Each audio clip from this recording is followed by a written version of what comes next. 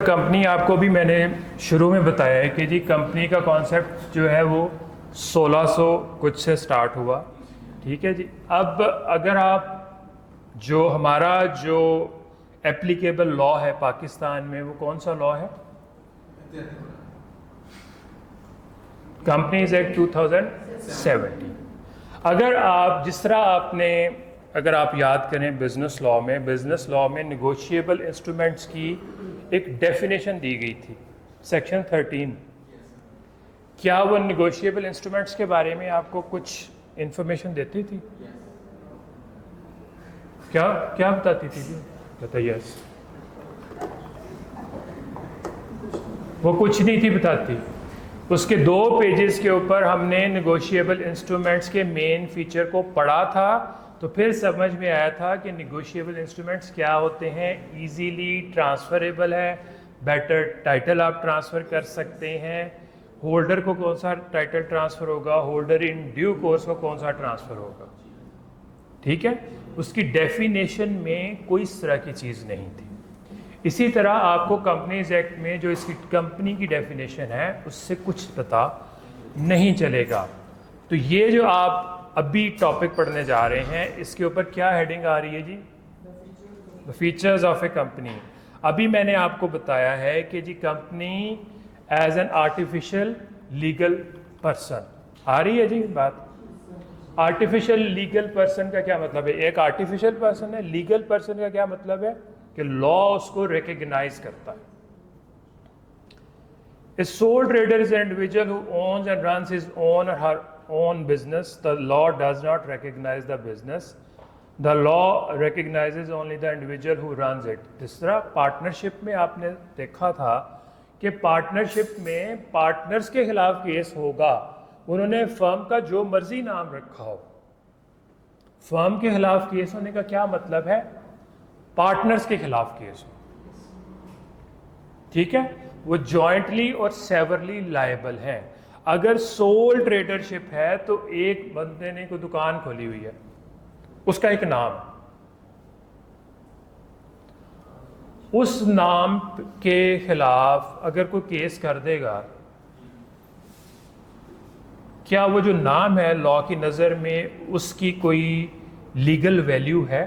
Answer is no. उसके मालिक के खिलाफ केस करना पड़ेगा।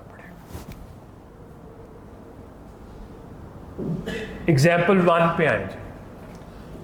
Mister Zahid set up a limited liability company ABC SMC private limited, single member company. SMC means single member company.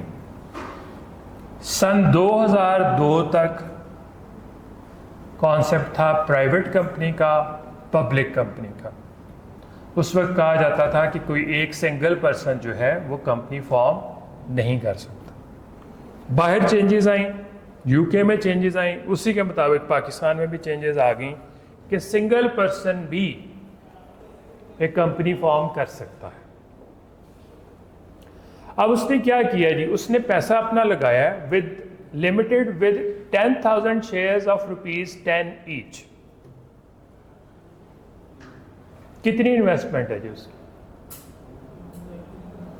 10,000 multiplied by 10, 1 lakh रुपया उसने इन्वेस्ट किया। Mister Zahid individual and ABC SMC private limited the company for the purpose of law would be 2 separate persons. मसलन अब मैं आपको बताता हूं कि जी मिस्टर जाहिद जो है वो मिस्टर ए के साथ एग्रीमेंट करता है, ठीक है, और उस एग्रीमेंट की ब्रीच कर देता है। मिस्टर ए मिस्टर जाहिद के खिलाफ कंपनी को रिप्रेजेंट करते हुए SMC को रिप्रेजेंट करते हुए मुझे ये बताएं कि मिस्टर ए जो है वो केस मिस्टर जाहिद के खिलाफ करेगा कि SMC, ये जो ABC SMC प्राइवेट लिमिटेड है, इसके खिलाफ केस करेगा? ABC। कहने को पैसा उसका है, रन वो कर रहा है, केस किसके खिलाफ होगा? कंपनी के खिलाफ होगा। अगर ये लोन ले लेता है बैंक से और वापस नहीं करता, वो भी ब्रीच ऑफ कॉन्ट्रैक्ट है कि नहीं है? डिफॉल्ट कर जाता है, बैंक कंपनी के खिलाफ केस करेगा कि मिस्टर जाहिद के खिलाफ करेगा? कंपनी के खिलाफ। कंपनी ने लोन दिया हुआ था 10 लाख का, बैंक ने लोन दिया हुआ था 10 लाख का कंपनी को, और कंपनी के तमाम एसेट्स बिक जाएं तो 7 लाख रुपया इकट्ठा होता।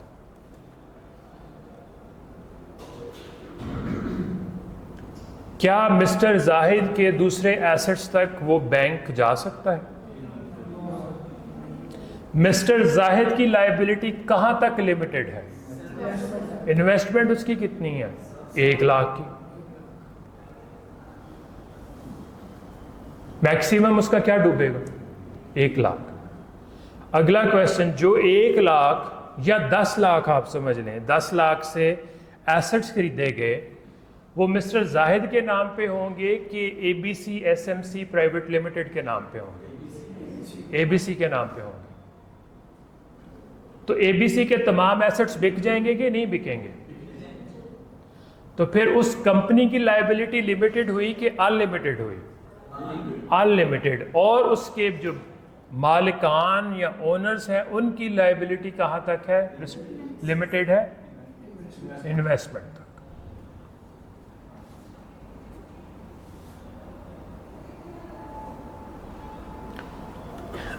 नेक्स्ट, ये company is an artificial person whereas individual people are natural persons.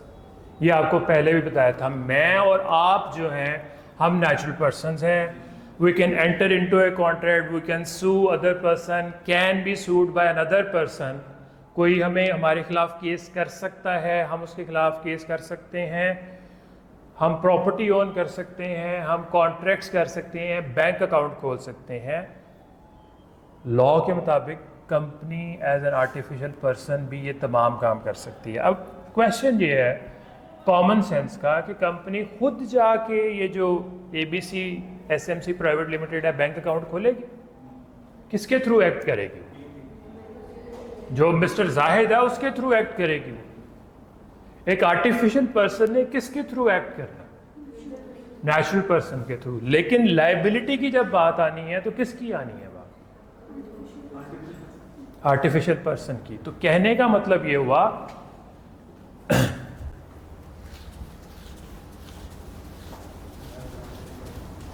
कि जो इसके शेयर होल्डर्स हैं किसी भी कंपनी के, मसलन 4 शेयर होल्डर्स हैं, इनके दरमियान में एक वेल है। वेल का क्या मतलब है? पर्दा। और इस तरफ है ABC SMC प्राइवेट लिमिटेड। अब जो बाहर के लोग हैं उसमें कौन सी चीजें आ गई? एक तरफ आ गया जी टैक्स अथॉरिटीज, क्रेडिटर्स,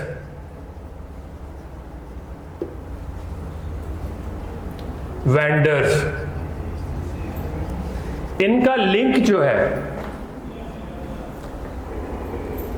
इन्होंने कॉन्ट्रैक्ट, टैक्स अथॉरिटीज ने टैक्स इंप्लीमेंटेशन वो इनके खिलाफ करनी है कि इनके खिलाफ करनी? कंपनी। टैक्स इनको लगे। वेंडर्स ने अगर ये ब्रीच ऑफ कॉन्ट्रैक्ट करते हैं तो इसको सू करना।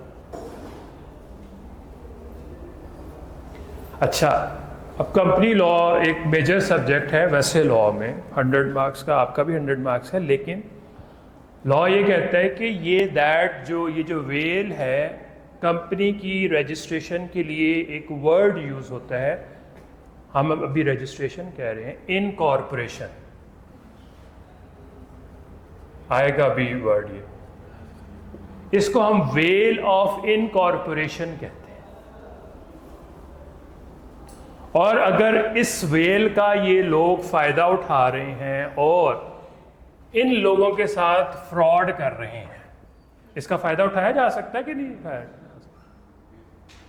टैक्स एवेजन कर रहे हैं, तो in certain circumstances this well of incorporation can be pierced PS का क्या मतलब होता है?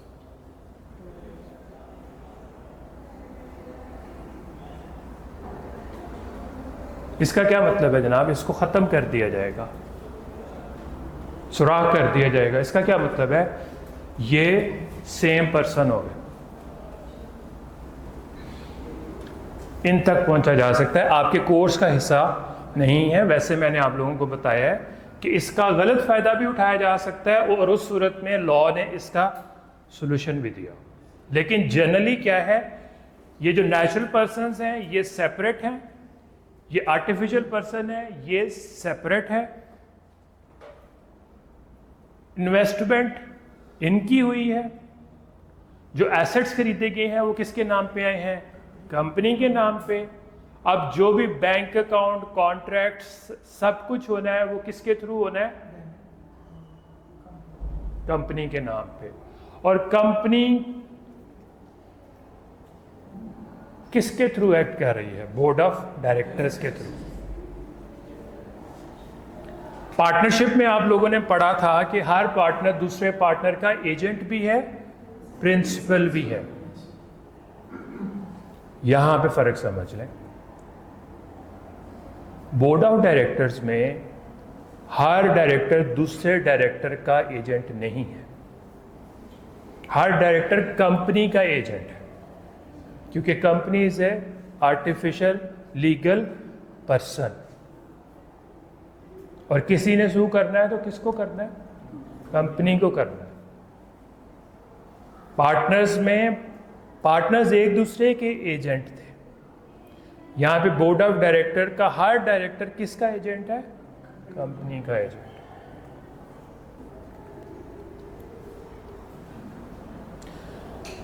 Contractual rights and obligations. As legal person, company may enter into contracts with other person, individuals or other companies. ये जो कंपनी है ये natural person के साथ कॉन्ट्रैक्ट करे, दूसरी कंपनीज के साथ कॉन्ट्रैक्ट कर सकती है। डेट्स एंड लायबिलिटीज, कर्जा ले सकती है, कर्जा दे सकती है। If a company incurs a debt, the company itself is liable and its owners are not. ये तो मैं आपको अभी तक बता रहा हूं कि बैंक ने लोन दिया है एक कंपनी को,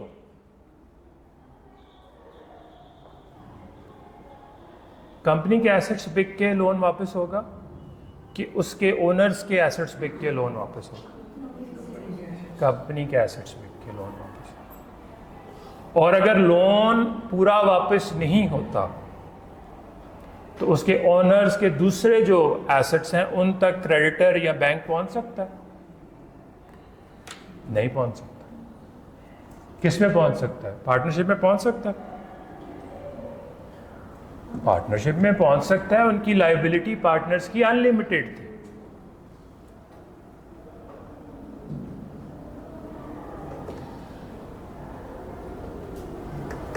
अच्छा जी, कंपनी ने कर्जा दिया हुआ है,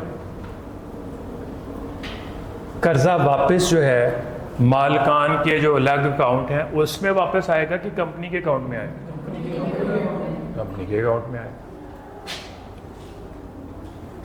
टैक्स रिटर्न मालकान ने फाइल अपना करना है कि कंपनी का अलग से बनना है? टैक्स रिटर्न कंपनी का अलग से बनेगा। लायबिलिटी टू पे टैक्स का मतलब है company is personally liable to pay tax on its income या प्रॉफिट्स। लीगल ऑब्लिगेशन, जब आप कॉन्ट्रैक्ट क्रिएट करते हैं राइट्स एंड लायबिलिटीज क्रिएट होती हैं कि नहीं होती? जो ब्रीच ऑफ कॉन्ट्रैक्ट करेगा वो उसको पूरा करेगा अगर उसके खिलाफ केस हो जाता है। If a company breaks the law, the company itself is liable, although there are circumstances in which its owner or its officers may be personally liable. मैंने अभी आपको बताया कि वैसे तो ये सेपरेट हैं और इनके दरमियान में वेल ऑफ इनकॉर्पोरेशन है। इन सर्टन सर्कमस्टांसेस कहाँ तक बात पहुँच सकती है? डायरेक्टर्स तक या उनके ऑफिसर्स तक भी बात पहुँच सकती है। वो बातें यहाँ पे डिस्कस नहीं। ये आप लोग टॉपिक क्या पढ़ रहे हैं? कंपनी के मेन फीचर्स, कि कंपनी के मेन फीचर्स। अच्छा, अगला क्वेश्चन ये है कि ये सब्सटैंटिव लॉ पढ़ रहे हैं कि प्रोसीजरल लॉ पढ़ रहे हैं? नहीं, ये इस वक्त जो है ये सब्सटैंटिव है, हम कॉन्सेप्ट्स को समझ रहे हैं। सारा का सारा प्रोसीजरल लॉ नहीं पढ़ना। सब्सटैंटिव लॉ का मतलब है हम बेसिक कॉन्सेप्ट्स को पढ़ रहे हैं।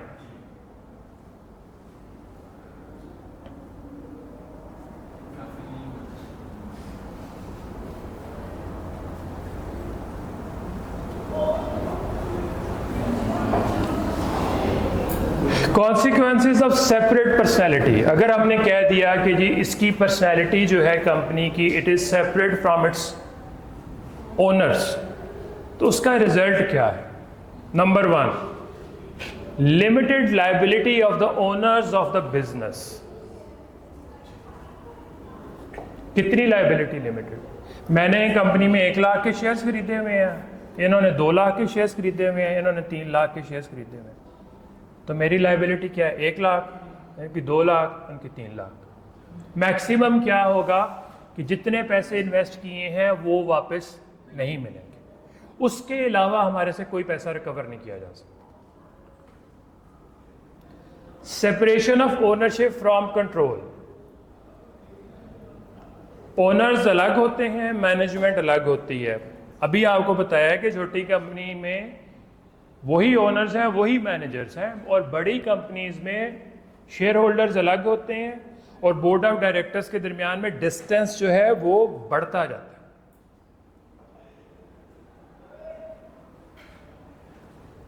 Transfer of ownership and perpetual succession, third point.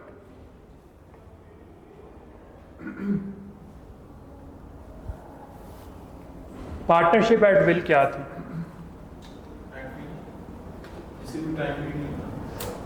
Dissolve कैसे होती है? कोई एक भी पार्टनर जो है वो नोटिस देता है और पूरी की पूरी फर्म डिसॉल्व हो जाती है, रिमेनिंग पार्टनर्स के दरमियान में भी नहीं एग्जिस्ट कर सकती। यही है ना। उससे डिफरेंट ये है कि आप, मेरे पास कंपनी के 1 लाख रुपए के शेयर्स हैं, मैं वो 1 लाख के शेयर्स इनको भेज देता हूँ, मेरी जगह पे ये आ जाए और मैं निकल गया। ओनरशिप ट्रांसफर हो सकती है। परपेचुअल सक्सेशन का मतलब है, एग्जिस्टेंस का मतलब है कंपनी हमेशा कायम रहेगी। पार्टनरशिप में कोई और पार्टनर अकेला किसी एक पार्टनर की मर्जी से एंटर हो सकता है? तमाम का कंसेंट चाहिए। मैंने अपना हिस्सा बेच दिया शेयर्स का इनको और अपनी जगह पे एंटर कर लिया। अभी एक ऐसी भी सिचुएशन आएगी कि कहाँ पे ये काम नहीं हो सकता, लेकिन जनरल ये बात की जा रही है कि यहाँ पे आप ओनरशिप को ट्रांसफ़र कर सकते हैं, कंपनी अपनी जगह पे एग्जिस्ट करती रहती है, यानी कि उसकी एग्जिस्टेंस परपेचुअल है। Perpetual mean infinite. जबकि पार्टनरशिप को, वो जो हमने पार्टनरशिप, वो किसी एक टाइम पीरियड के लिए, स्पेसिफिक पर्पस के लिए या एडवेंचर के लिए, टाइम पीरियड के लिए, या पार्टनरशिप एट विल होती। ठीक है जी, ये बात की समझ आ गई।